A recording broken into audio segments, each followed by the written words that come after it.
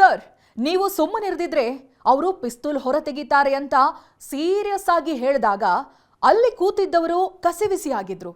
ಅಷ್ಟಕ್ಕೂ ಅಲ್ಲಿ ನಡೀತಾ ಇದ್ದಿದ್ದು ಪತ್ರಿಕಾಗೋಷ್ಠಿ. ಹಾಗಿದ್ರೆ ಪಿಸ್ತೂಲ್ ತೆಗೆಯೋ ಮಾತನಾಡಿದ್ಯಾರು? ಅಂಥದ್ದೇನಾಯ್ತು? ಬನ್ನಿ ನೋಡೋಣ. ಬ್ರಿಕ್ಸ್ ಸಭೆಯಲ್ಲಿ ಭಾಗವಹಿಸಲು ಭಾರತದ ರಾಜಧಾನಿ ಹೊಸದೆಹಲಿಗೆ ಬಂದಿದ್ದಂತಹ ರಷ್ಯಾ ವಿದೇಶಾಂಗ ಸಚಿವ ಸೆರ್ಗೆ ಲಾವ್ರೋವ್ ತಮ್ಮ ಪತ್ರಿಕಾಗೋಷ್ಠಿಯಲ್ಲಿ ಪದೇ ಪದೇ ಮೊಬೈಲ್ ಕರೆ ಮೂಲಕ ಬ್ರೀಫಿಂಗ್ಗೆ ಅಡ್ಡಿಪಡಿಸಿದ ಪತ್ರಕರ್ತನಿಗೆ ಮೊಬೈಲ್ ಒಪ್ಪಿಸದಿದ್ರೆ ತಮ್ಮ ಭದ್ರತಾ ಸಿಬ್ಬಂದಿ ಪಿಸ್ತೂಲ್ ಹೊರತೆಗೆಯುತ್ತಾರೆ ಅಂತ ಎಚ್ಚರಿಸಿದ್ದಾರೆ.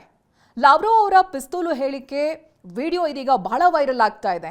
ಬ್ರಿಕ್ಸ್ ಶೃಂಗಸಭೆಗಾಗಿ ಭಾರತಕ್ಕೆ ಭೇಟಿ ನೀಡಿದ್ದ ರಷ್ಯಾ ವಿದೇಶಾಂಗ ಸಚಿವ ಸೆರ್ಗೆ ಲಾವ್ರೋವ್ ಪತ್ರಿಕಾಗೋಷ್ಠಿಯಲ್ಲಿ ಪತ್ರಕರ್ತರೊಬ್ಬರಿಗೆ ಎಚ್ಚರಿಕೆ ಕೊಟ್ಟಿದ್ದಾರೆ.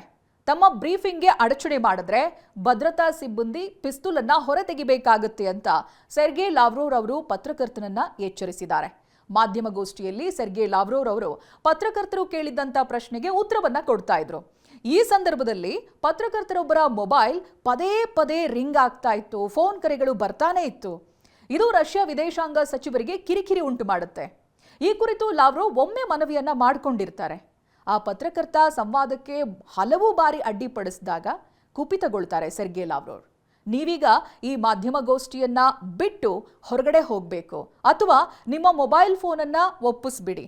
ನನ್ನ ಭದ್ರತಾ ಸಿಬ್ಬಂದಿ ತಮ್ಮ ಪಿಸ್ತೂಲನ್ನ ಹೊರತೆಗಿತಾರೆ ಇಲ್ಲದೆ ಹೋದಲ್ಲಿ ಅಂತ ಪತ್ರಕರ್ತನನ್ನು ನೋಡಿ ಗದರ್ತಾರೆ. ಇದು ಕೆಲಕಾಲ ಗೊಂದಲ ಸೃಷ್ಟಿ ಮಾಡುತ್ತೆ. ಆ ಪತ್ರಕರ್ತ ಹೊರನಡೆದ ನಂತರ ರಷ್ಯಾ ವಿದೇಶಾಂಗ ಸಚಿವರು ಪತ್ರಿಕಾಗೋಷ್ಠಿಯನ್ನ ಮುಂದುವರಿಸ್ತಾರೆ. ಬ್ರಿಕ್ಸ್ ಶೃಂಗಸಭೆಯಲ್ಲಿ ಭಾಗವಹಿಸಲು ಹೊಸದಿಲ್ಲಿಗೆ ಬಂದಿದ್ದ ರಷ್ಯಾ ವಿದೇಶಾಂಗ ಸಚಿವ ಸೆರ್ಗೆ ಲಾವ್ರೋವ್ ಪತ್ರಿಕಾಗೋಷ್ಠಿಯಲ್ಲಿ ಮಧ್ಯಪ್ರಾಚ್ಯ ಶಾಂತಿ ಸ್ಥಾಪನೆಯಲ್ಲಿ ಭಾರತದ ಪಾತ್ರಕ್ಕೆ ರಷ್ಯಾ ಬೆಂಬಲ ನೀಡುತ್ತೆ ಅಂತ ಹೇಳ್ತಾರೆ. ಇದಕ್ಕೂ ಮೊದಲು ಭಾರತದ ವಿದೇಶಾಂಗ ಸಚಿವ ಡಾಕ್ಟರ್ ಎಸ್ ಜೈಶಂಕರ್ ಜೊತೆ ಮಾತನಾಡಿದ್ದ ಸೆರ್ಗೆ ಲಾವ್ರೋವ್ ಭಾರತ ರಷ್ಯಾ ದ್ವಿಪಕ್ಷೀಯ ಸಂಬಂಧ ಸುಧಾರಣೆ ಕುರಿತು ಕೂಡ ಚರ್ಚೆ ಮಾಡ್ತಾರೆ. ಇನ್ನು ಸೆರ್ಗೆ ಅವರು ಗುರುವಾರ ಭಾರತಕ್ಕೆ ಬಂದಿಳಿತಾ ಇದ್ದಂತೆ ನರೇಂದ್ರ ಮೋದಿ ಅವರು ಅವರನ್ನ ಭೇಟಿ ಮಾಡ್ತಾರೆ.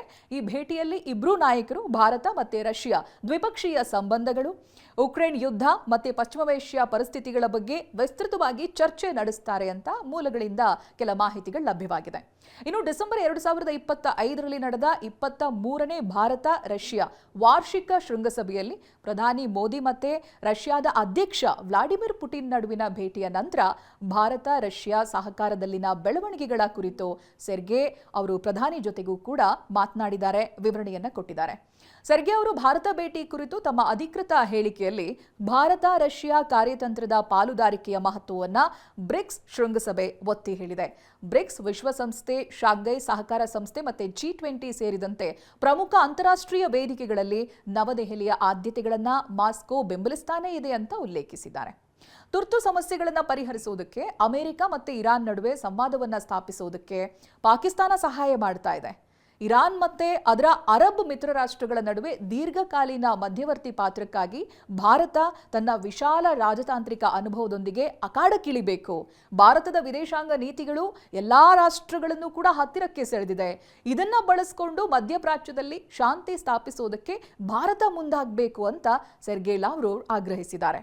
ಇನ್ನು ತುರ್ತು ಸಮಸ್ಯೆಗಳನ್ನು ಪರಿಹರಿಸುವುದಕ್ಕೆ ಅಮೆರಿಕ ಮತ್ತು ಇರಾನ್ ನಡುವೆ ಸಂವಾದವನ್ನು ಸ್ಥಾಪಿಸುವುದಕ್ಕೆ ಪಾಕಿಸ್ತಾನ ಸಹಾಯ ಮಾಡ್ತಾ ಇದೆ. ಆದರೆ ಇರಾನ್ ಮತ್ತೆ ಅದರ ಅರಬ್ ಮಿತ್ರ ರಾಷ್ಟ್ರಗಳ ನಡುವೆ ದೀರ್ಘಕಾಲೀನ ಮಧ್ಯವರ್ತಿ ಪಾತ್ರಕ್ಕಾಗಿ ಭಾರತ ತನ್ನ ವಿಶಾಲ ರಾಜತಾಂತ್ರಿಕ ಅನುಭವದ ಜೊತೆಗೆ ಮುಂದಕ್ಕೆ ಬರಬೇಕು ಅನ್ನೋದಾಗಿ ಹೇಳಿದ್ದಾರೆ. ರಷ್ಯಾ ವಿದೇಶಾಂಗ ಸಚಿವ ಸೆರ್ಗೆ ತಮ್ಮ ಹೇಳಿಕೆಗಳಿಂದ ಆಗಾಗ ಲೈಮ್ಲೈಟ್ಗೆ ಬರ್ತಾನೆ ಇರ್ತಾರೆ. ಈಗ ಪತ್ರಿಕಾಗೋಷ್ಠಿಯಲ್ಲಿ ಫೋನನ್ನು ಒಪ್ಪಿಸಿ ಇಲ್ಲವಾದ್ರೆ ಸಿಬ್ಬಂದಿ ಪಿಸ್ತೂಲ್ ತೆಗಿತಾರೆ ಅಂತ ಗದರಿರೋ ವಿಡಿಯೋ ಸಿಕ್ಕಾಪಟ್ಟೆ ವೈರಲ್ ಆಗ್ತಾ ಇದೆ.